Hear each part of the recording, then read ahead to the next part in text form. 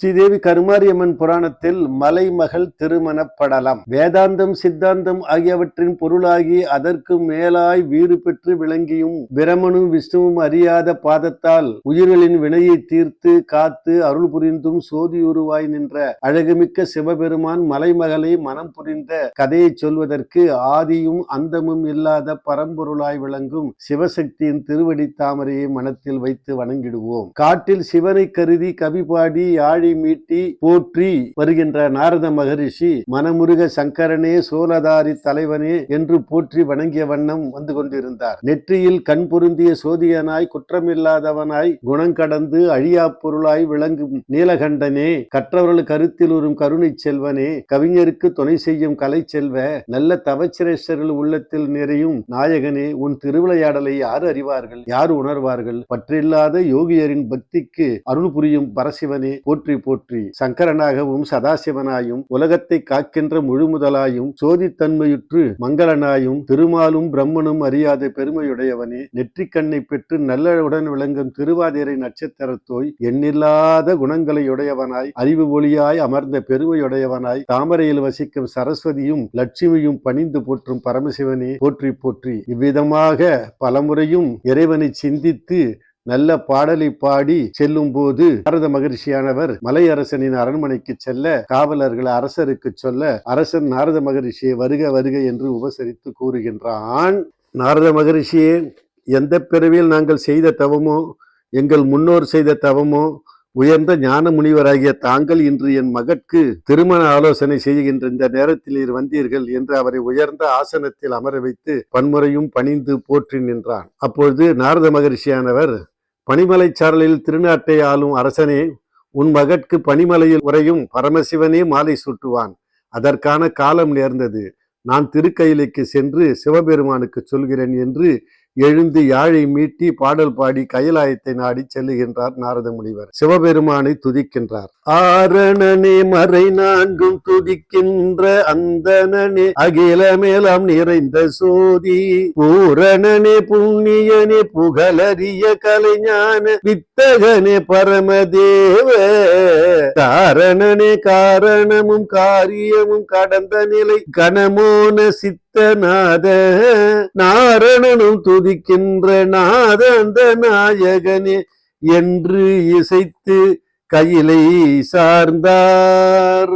கைலை மலைக்கு சென்ற நாரத மகரிஷி நந்தியம் பெருமானின் திருவடிகளை போற்றி கணபதியின் திருத்தாள்களை மனத்தில் வணங்கி கந்த பெருமானை போற்றி பார்வதி தேவியின் திருப்பாதத்தை பணிந்து சிவபெருமானை பார்த்து, கைலாய மலைக்கு தலைவனே, உள்ளுருக்கத்துடன் பாடுவோருக்கு அருள் புரியும் கருணை வடிவானவனே, சூரியன் சந்திரன் அக்னி என்னும் 3 கண்களை உடையவனே, காப்பாய் என்று உரைத்து திருவடியை பணிந்து போற்றி நின்றார். யாழ் மீட்டி ஏழிசையும் பாடுகின்ற முனிவனே, மூலகத்திலும் செல்லும் நீர் ஏதாகிலும் ஆச்சரியத்தை கண்டீராய் என்று சிவபெருமானானவர் நாரத மகரிஷியை பார்த்து கேட்க, ஞானசிரேஷ்டனாகிய நாரத முனிவர் பக்தியுடன் அன்பு பொருந்த கடல் சூழ்ந்த நில உலகத்தில் பாரத நாட்டின் வடக்கு பகுதியில் ஒரு மலை உள்ளது என்று சொல்லுகின்றார்.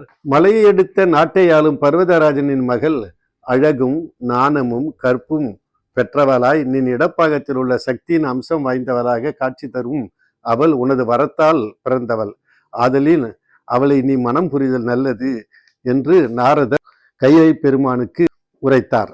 அருளே தனக்கு அழகாக வைக்கப்பட்ட சிவபெருமான் நாரதரை பார்த்து, மகரிஷியே, மலையரசனுக்கு நான் கொடுத்த வரப்படி மலைமகளை மனம் புரிய செல்வேன் என்று உரைத்தார். அருளும் ஞானமும் மிகுந்த நாரதர் யாழ் மீட்டி கொண்டு மலையரசனுக்கு அறிவிக்க, மலையரசனும் மகிழ்ந்து எல்லா அரசர்களுக்கும் மணவோலை அனுப்பினான். பூலோகத்தில் உள்ள அரசர்கள் தேரிலும் குதிரையிலும் யானை மீதும் வந்து சேர்ந்தார்கள். தேவலோகத்தவர் சூழ இந்திரன் இந்திராணியுடன் ரிஷி கூட்டங்களும் கந்தரவர் கிண்ணரர் கிம்புருடர் புவனர்கள் உரகர்கள் பாதாள உலகத்தவர் அனைவரும் பூலோகத்தில் பர்வதராஜன் அரண்மனைக்கு வந்து சேர்ந்தனர். பார்வதியின் திருமணத்தை காண அனைவரும் ஆவலாய் இருந்தார்கள். இமயமலை சாரலுற்ற நாட்டையாலும் பர்வதராஜனின் மகளை மனம் புரிய சமயம் சாதி சமயம் குறி குணம் கடந்து தனிப்பொருளாகிய சிவபெருமான் உடுக்கை திரிசூலம் மான் மழு இவற்றை தரித்தவராய் நெற்றியில் வெந்நீர் காட்சி தர ரிஷப வாகனத்தின் மீது அமர்ந்து சிவபூத கணங்கள் சூழ வந்து சேர்ந்தார். நவரத்தினங்களால் இழைத்த பந்தலின் கீழ் பரமசிவனை உயர்ந்த ஆசனத்தில் அமர வைத்து, சிவபெருமானே போற்றி போற்றி